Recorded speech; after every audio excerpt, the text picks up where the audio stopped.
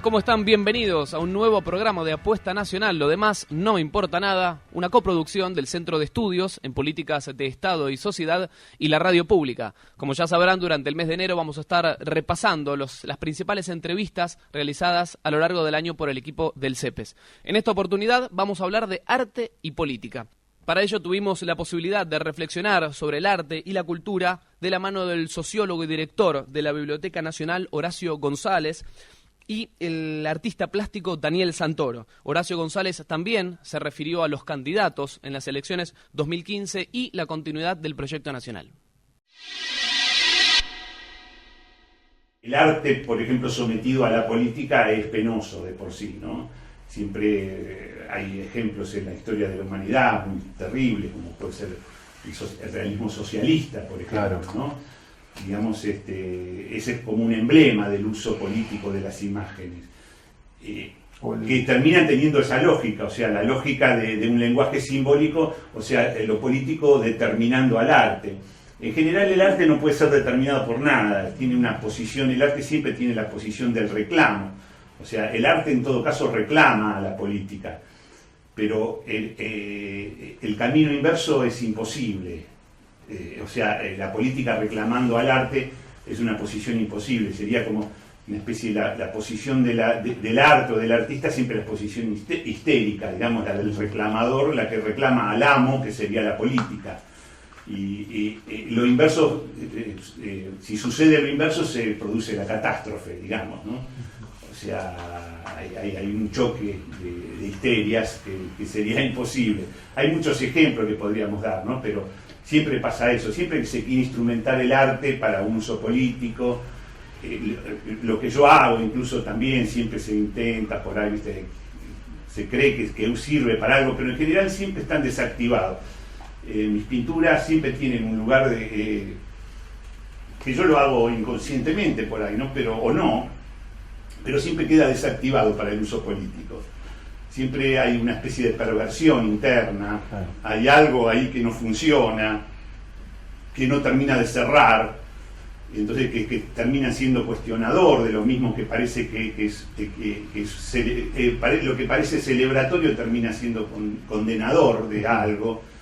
Entonces, y eso es lo que pasa con las imágenes. Siempre las imágenes producen, uno no ve la imagen directa, no hay una forma objetiva de ver, como serían las matemáticas, que uno ve una fórmula y es esa fórmula, la fórmula para tal cosa, y entonces los fines están claros. En el arte nada de eso está claro, uno no ve fórmulas precisas, y ve fantasmas. Entonces cada uno ve lo que quiere ver, o lo que cree ver, ahora, y entonces ahí es donde se desactiva el uso político, ¿no? Hay una frase de Stuart Hall que dice que la cultura popular sin la lucha de clases no importa un bledo, ¿no? Un autor marxista, por supuesto, claro. ¿No? Un poco a veces tiene que ver con problematizar sí, de esa manera. Sí. ¿Para qué sirve el arte, no? Claro, bueno, precisamente ese es el tema, ¿no? Hay muchos productos, veo por ejemplo que se hacen grupos de pintadas, de grupos digamos colectivos, que hacen pintadas y con sentidos políticos, ¿no? Y acá por Avenida Mayo podés ver alguna. Y bueno, no vamos a hacer nombres, pero hay varios grupos de eso, de la izquierda, del trotskismo, del peronismo, del kirchnerismo. Y entonces se juntan los chicos y hacen pintadas. Y yo las veo, a veces me han venido a hablar, y yo no soy muy entusiasta de eso, no los veo como bien encaminados, porque de pronto ves a la vuelta pintadas de chicos de estos que hacen medio pintadas californianas, ¿no? Con letras en inglés, grafiteros más libres, si se quiere un punto, sin connotaciones políticas, aparentemente, y los veo mucho más talentosos incluso, ¿no? Los veo más interesantes, a esas pintadas grafiteras mucho más interesantes, las veo más liberadas de algún yugo, digamos. Una pintada trotskista tiene que tener los puños así, una cantidad de gente, si hay gente tiene que haber mucha gente, porque hay que relatar, digamos, el camino de la revolución, de alguna manera tienen que estar los emblemas para que eso sea trotskista, porque si no ponen todos los signos, deja de ser trotskista y se produce una catástrofe interna identitaria, digamos, ¿no? una crisis identitaria. Entonces, todo eso tiene que estar marcado en la pintura, y todo eso es un peso, es un collar de garrafas para el arte, o sea, se hunde, todo se hunde.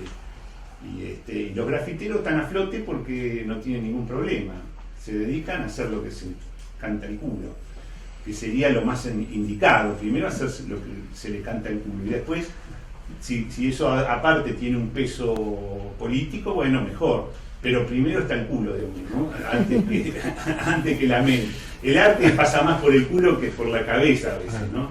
O sea, el culo en el sentido de que no me importa nada, o sea, no voy a pensar en nada, hago, es todo acción a veces, ¿no? Eso, la acción determina, y después hay un pensamiento, empiezan los teóricos incluso a trabajar, que sería poner de alguna manera un límite. Entonces, es una obra de arte o es un artista lo que la institución del arte designa como tal. O sea, si es aceptado por la institución artística, entonces eso es una obra de arte. Es decir, que no es solamente el deseo del artista, tiene que haber una interacción con las instituciones, es decir, los museos, los curadores, los teóricos. Nosotros trabajamos dentro de ese lugar y trabajamos con el tema de las migraciones humanas, porque en realidad lo que pasaba era que en ese momento, justo hace 7 años atrás, apareció todo el tema de las grandes tragedias en el Mediterráneo, ¿no? En la isla de Lampedusa y demás, con los migrantes subsaharianos, y bueno, leyendo esas noticias y demás, y trabajando, juntando las teorías estas del arte con las necesidades de las migraciones humanas, uno de los componentes del grupo es un abogado también que conoce mucho de las legislaciones, y entonces hicimos como una legislación comparada. Las obras de arte tienen una protección muy grande, en el primer mundo sobre todo, entonces hay facilidades muy importantes para el traslado de obras de arte, la aceptación, el ingreso, y las migraciones humanas tienen unas restricciones enormes, todo lo contrario a las obras de arte. Entonces juntar los dos mundos, hacer una operación un poco como en la mesa de disección, ¿no? De surrealista. Entonces juntamos esas dos imposibilidades, y entonces convertir a los migrantes en obras de arte les facilitaría el ingreso.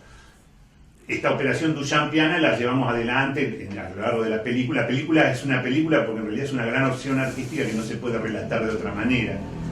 Entonces, como trabajando con los curadores de museos importantes y demás, llegamos a la conclusión de que sí, que se puede hacer eso, que la institución lo aceptaría, pero habría un problema de orden político, porque entonces, claro, los migrantes ingresarían como objetos, necesariamente ingresarían por aduana, entonces todo eso produciría un gran conflicto político, con lo cual tendría que intervenir la ONU, digamos, y cambiar algunas legislaciones, digamos.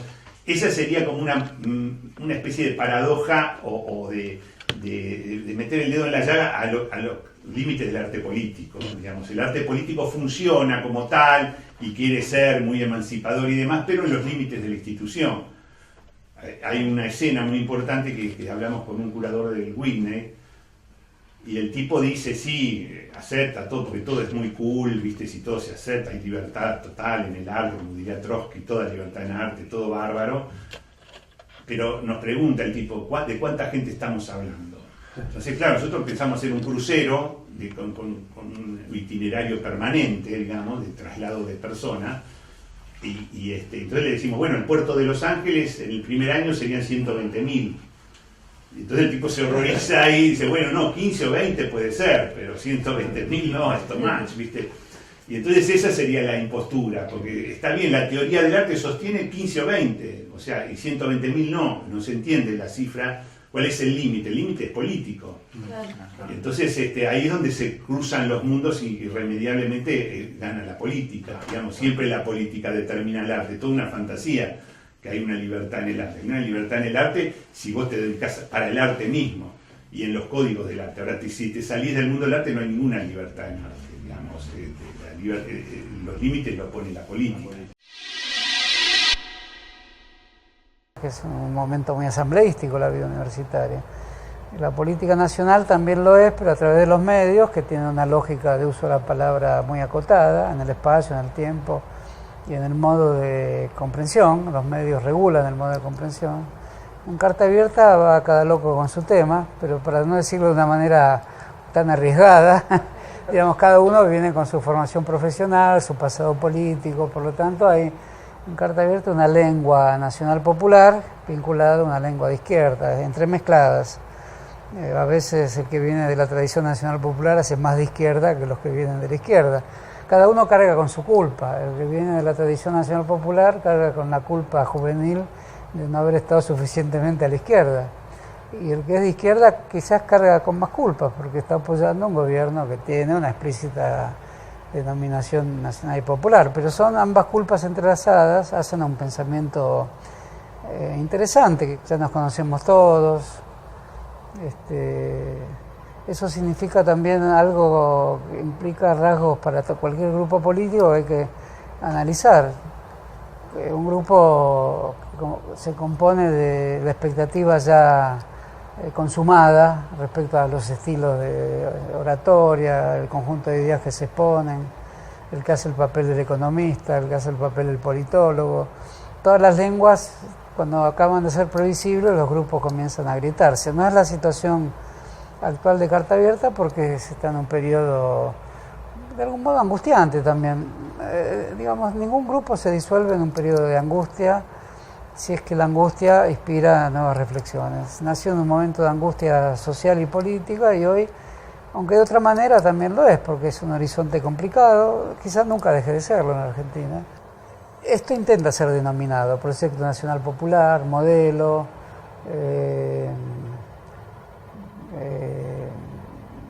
desarrollo nacional con inclusión, en fin, las diversas formas en que se denomina indica que no hay una única denominación.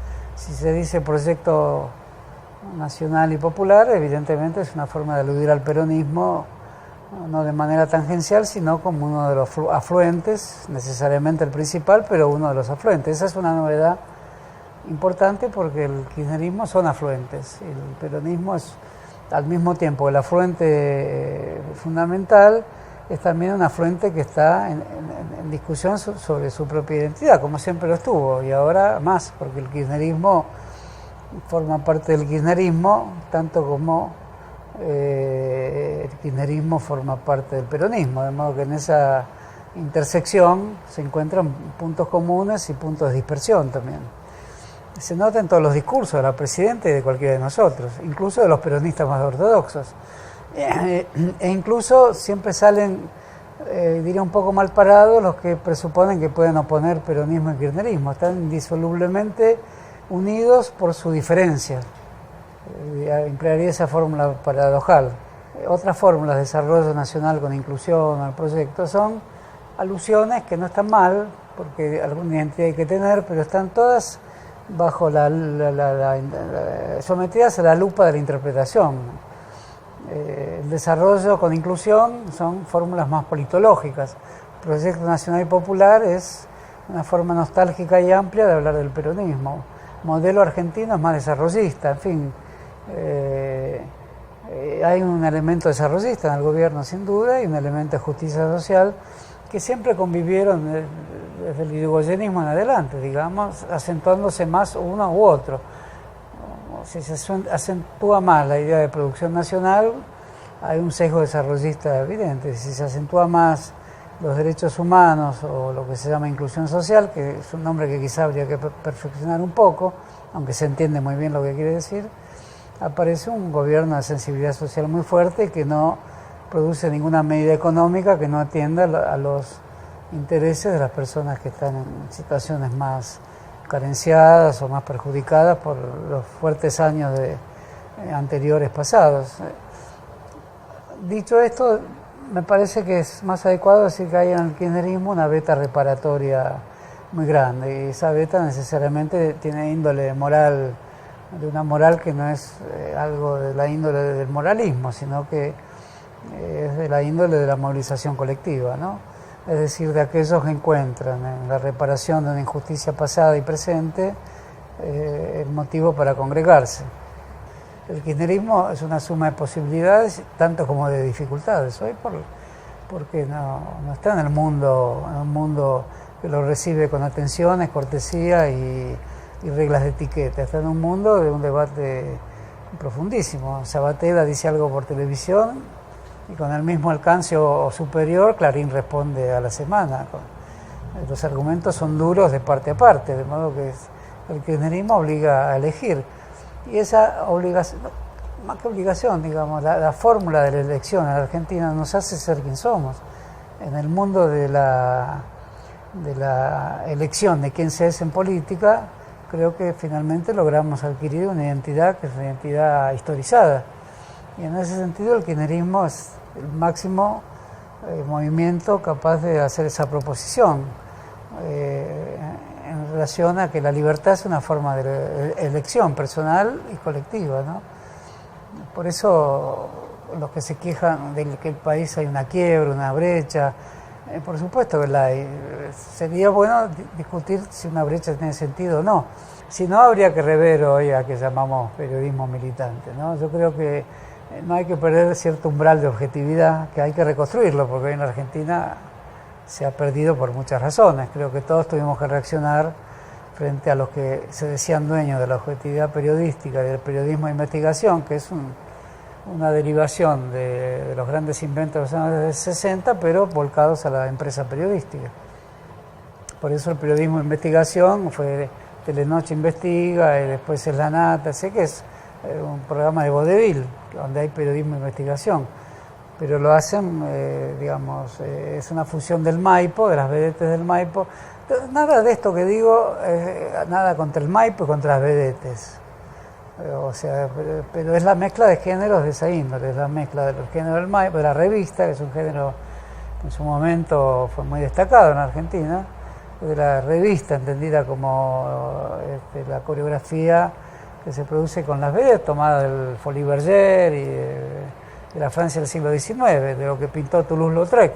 Todo esto hoy degradado, tal como llega a la Argentina, pero a veces con grandes vedettes, y la noticia producida en forma coreográfica, con el coreógrafo del teatro de revistas.